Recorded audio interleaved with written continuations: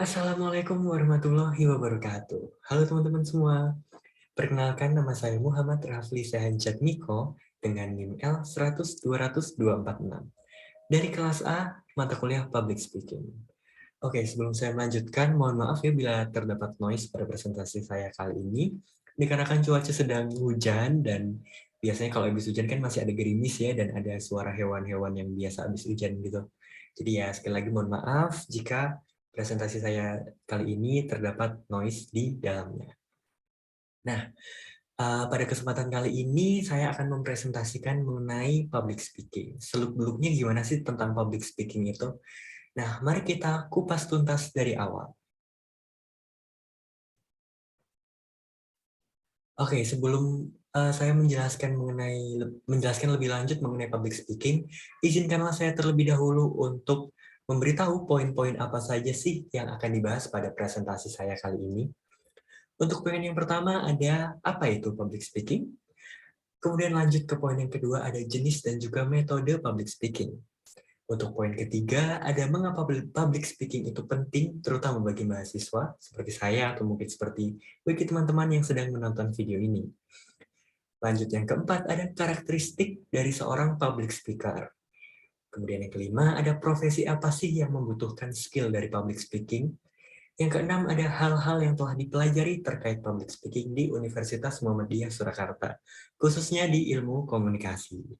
Nah, untuk yang terakhir ada harapan apa sih yang bisa diambil, yang bisa dipetik setelah mempelajari public speaking ini? Itu. Oke, tanpa berlama-lama lagi, langsung aja kita lanjut ke poin pembahasan yang pertama, yaitu apa itu public speaking.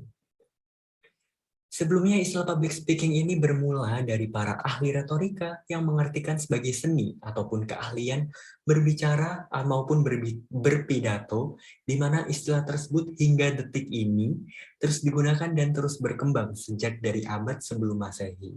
Udah lama juga ya ternyata ya.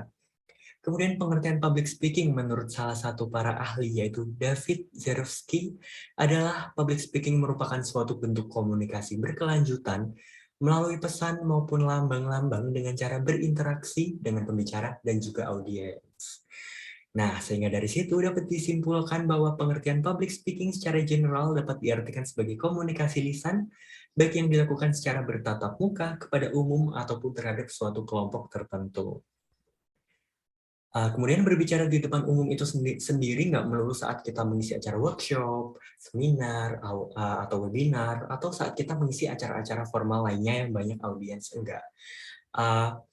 Contohnya saat melakukan presentasi seperti saya sekarang ini tuh juga melakukan public speaking dan termasuk ke dalam public speaking.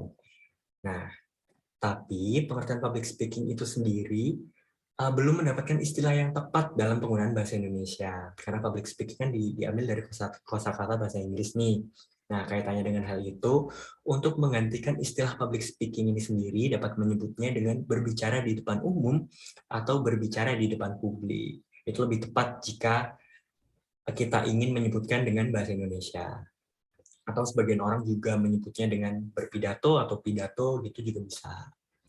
Nah, dari pengertian secara general yang telah dijelaskan di atas, kunci utama yang dibutuhkan untuk dapat lancar dalam public speaking adalah paham mengenai ide dan juga struktur yang akan disampaikan kepada audiens.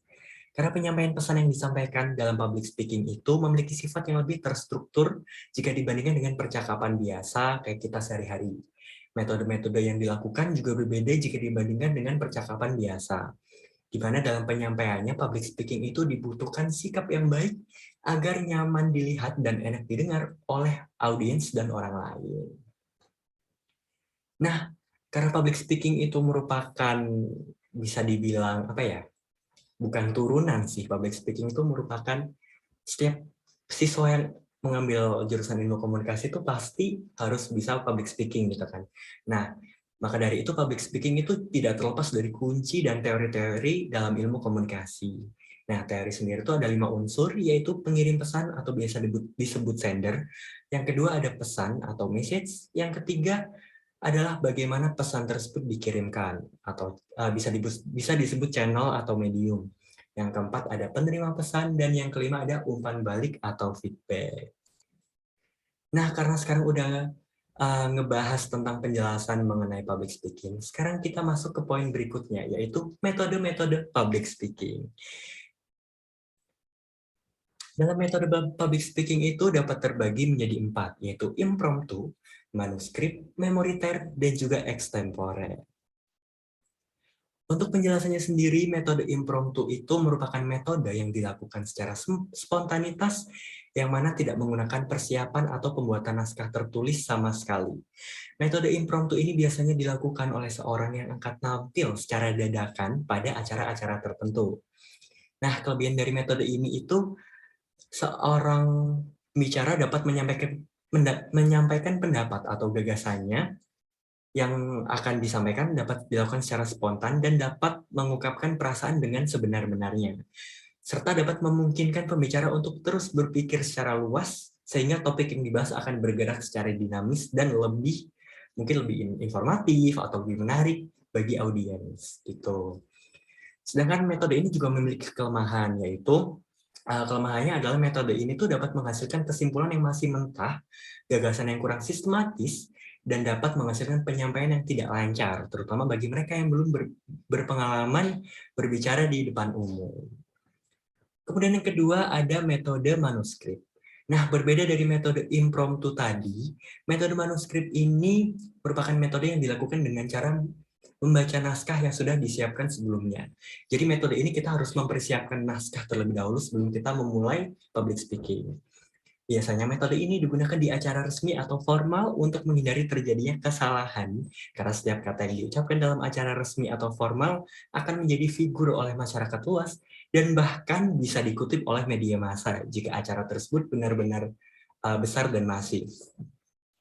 Kelebihan dari metode manuskrip ini enaknya adalah saat sebelum kita berbicara di depan umum ya, kita tuh dapat memilih kata apa sih yang pas dan pantas untuk disampaikan kepada audiens, sehingga kita tuh waktu presentasi, waktu berbicara dapat lancar saat melakukan penyampaian materi-materi atau poin-poin yang akan disampaikan dan menghindari hal-hal yang menyimpang dari gagasan utama atau naskah yang telah disiapkan sebelumnya. Sedangkan kelemahan dari metode ini adalah dapat mengurangi interaksi dengan pendengar. Karena kan pembicara akan terus melihat naskah ya. Jadi pembicara tuh cenderung terlihat kaku dan kurang merespon audiens. Ini sepertinya hujan di daerah saya lebih deras ya, sehingga sekali lagi mohon maaf jika terdapat noise dalam presentasi saya kali ini. Kemudian lanjut yang ketiga ada metode memoriter atau hafalan. Nah, metode ini adalah metode yang dilakukan dengan cara menghafalkan teks atau naskah yang sudah dipersiapkan oleh pembicara sebelumnya. Sehingga pembicara tidak lagi menggunakan teks atau naskah, tetapi pembicara itu menghafalkan dan berbicara secara spontan mengingat kembali keseluruhan isi teks atau naskah yang sudah dihafalkan itu tadi. Dalam metode ini, pembicara dituntut untuk menguasai seluruh naskah, mulai dari susunan bahasa, ide, dan gagasan yang ada dalam naskah atau teks tersebut. Maka dari itu, metode ini tuh lebih cocok untuk seseorang yang memiliki daya ingat tinggi, dan untuk seseorang yang memiliki pembahasan atau topik yang menarik. Metode memoriter ini sendiri tidak disarankan untuk seseorang yang memiliki kapasitas daya ingat yang rendah. Karena jika metode ini terus digunakan dan dipaksakan, akan menimbulkan resiko seperti kurang menariknya pembahasan yang disampaikan, karena pembicara akan kebingungan dan kehilangan fokus karena kesalahannya itu sendiri. Kayak gitu. Kemudian yang terakhir atau yang keempat ada metode extemporer. Nah, metode ini tuh dilakukan dengan menggunakan teks atau naskah pidato yang hanya berisi outline. Beda dengan metode manuskrip tadi yang benar-benar full script, ini tuh cuma berisi outline atau garis besarnya saja. Kelebihan dari metode ini adalah komunikasi yang dihasilkan dengan pendengar akan lebih baik karena pesan atau pembahasan dapat diubah sesuai dengan alur kebutuhannya, sesuai dengan audiensnya juga. Sedangkan kelemahan dari metode ini adalah akan menjadi kurang baik jika persiapan dari seorang pembicara itu tadi kurang dan terkesan terburu-buru dalam mempersiapkannya. Sehingga penyampaiannya itu dikhawatirkan dapat menyimpang dari outline yang telah ditetapkan sebelumnya. Perlu diingat bahwa metode ini hanya dapat digunakan untuk seseorang yang sudah berpengalaman di bidangnya, karena jika menggunakan metode ini dibutuhkan kefasihan dalam berbicara. Jika tidak, topik yang dibahas akan cenderung tidak teratur atau bisa dibilang ngalor ngidul ya bahasa Jawanya ya. Dan gagasan yang disampaikan dikhawatirkan dapat menjadi kacau gitu. Oke, kemudian kita lanjut ke poin berikutnya, yaitu mengapa public speaking itu penting terutama bagi mahasiswa seperti saya atau mungkin seperti teman-teman yang sedang mendengarkan video ini. Nah, public speaking itu yang pertama dapat membangun rasa percaya diri. Karena dengan kita sering berbicara di depan banyak orang, kita akan menjadi lebih percaya diri dalam menjalani suatu kegiatan dan juga menghadapi berbagai macam masalah yang menimpa gitu kan. Serta untuk melakukan apapun yang sekiranya mungkin orang lain kira kayaknya itu impossible deh buat dilakuin. Tapi karena kita udah rasa percaya dirinya udah pede karena istilahnya sering berinteraksi dengan orang, sering berbicara di depan umum, ya kita yakin aja untuk melakukan hal tersebut dan pede aja gitu. Karena rasa percaya diri dalam diri kita udah meningkat gitu kan. Kemudian yang kedua ada meningkatkan kemampuan berpikir kritis dan dapat menambah relasi. Nah, ini tuh dikarenakan orang yang dianggap pintar dalam public speaking harus mempunyai kualitas bahan pembicaraan yang cukup baik nih. Misalnya saat kita kumpul ya, terus disuruh berpendapat tentang suatu topik gitu, topik yang berat gitu misalnya kan. Nah, kita kan harus menyampaikan dengan teori-teori dan juga bukti-bukti yang valid kan. Nggak mungkin kita asalnya pos ngomong atau kita ngomong data yang nggak valid, itu kan nggak mungkin. Nah, maka dari itu kemampuan berpikir kritis kita tuh akan meningkat gitu jika kita pandai public speaking dan sering berinteraksi. Dan juga karena kita sering berinteraksi, kita tuh dapat menambah relasi gitu dengan orang lain, dengan orang baru, dan orang tersebut tuh dapat nyaman jika ngobrol sama kita gitu. Kemudian yang ketiga ada dipercaya untuk mewakili atau mengisi suatu acara. Ini biasanya anak Ilkom nih teman-teman saya gitu kan. Biasanya ada acara disuruh jadi MC. Nah, kayak gitu-gitu sih lebih tepatnya. Karena saat kita itu hebat dalam public speaking, saat kita pembawaannya nyaman, santai, enak gitu kan, kita tuh akan sering dicari untuk menghadiri atau mewakili suatu acara. Misalnya saat acara di luar kuliah gitu, ada seminar atau webinar mungkin atau workshop, di mana dalam acara tersebut kan pasti ada Master of Ceremony atau MC ya di dalamnya untuk memandu jalannya acara.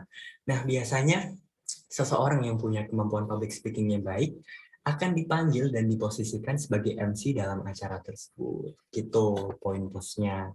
Mengapa kita mahasiswa harus memiliki skill public speaking yang baik gitu. Oke, sekarang kita lanjut ke poin berikutnya. Dari tadi itu ya, bahas materi mulai ya. Oke, poin berikutnya yaitu karakteristik dari seorang public speaker. Karena untuk menjadi seorang public speaker itu kita harus tahu karakteristik diri kita akan seperti apa sih saat berbicara nantinya di halayak umum, di depan orang lain gitu kan. Kita tuh harus mengetahui.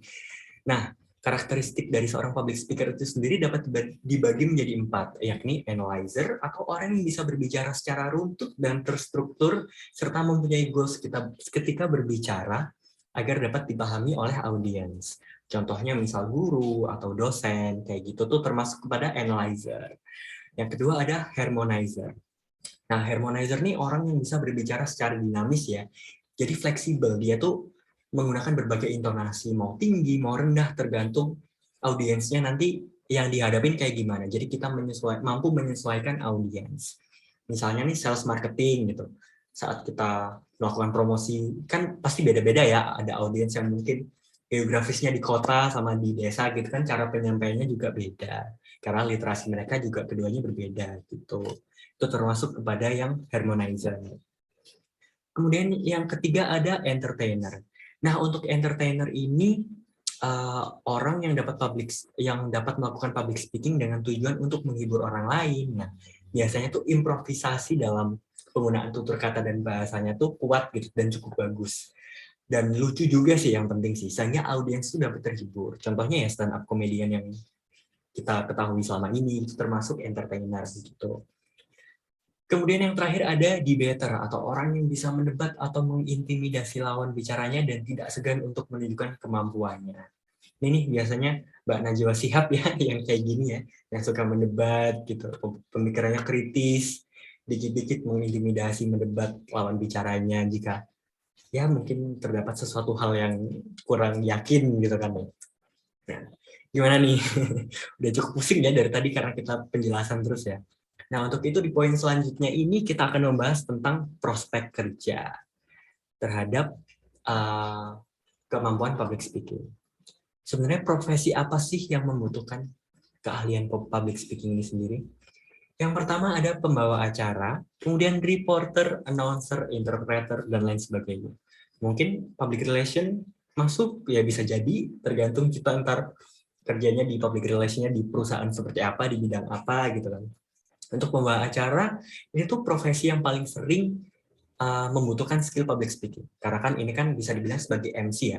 Pembawa acara tuh bekerjanya di berbagai bidang, mulai dari media massa, media biasa, ataupun event-event lainnya kayak seminar, webinar, dan gitu-gitu lah pokoknya. Sehingga kemampuan public speaking ini sangat dibutuhkan dalam profesi pembawa acara ini.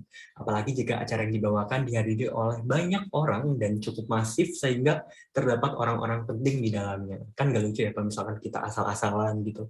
Bisa ya image kita bisa jadi jelek lah di mata orang-orang gitu kan. Kemudian yang kedua ada reporter. Nah, ini juga menjadi salah satu profesi yang membutuhkan kemampuan public speaking yang baik. Karena seorang reporter harus meliput berbagai kejadian, bahkan yang di luar perkiraan sekalipun, atau di luar nalar gitu kan. Tiba-tiba shock gitu, suruh meliput apa gitu karena belum terbiasa.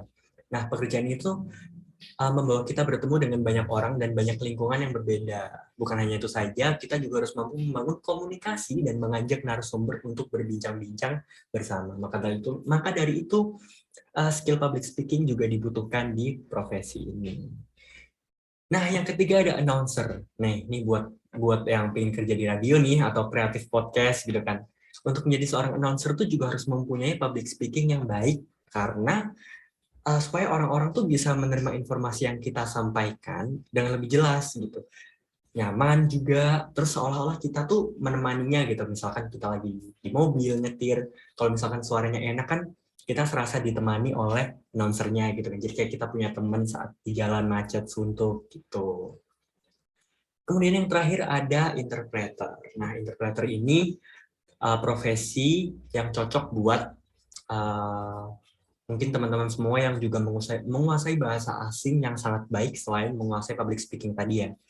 Karena berbeda dengan translator, seorang interpreter ini biasanya akan menangani langsung penerjemah bahasa dalam acara-acara tertentu gitu. Jadi langsung live, bukan translator kan setelah acara baru kita translate kayak gitu.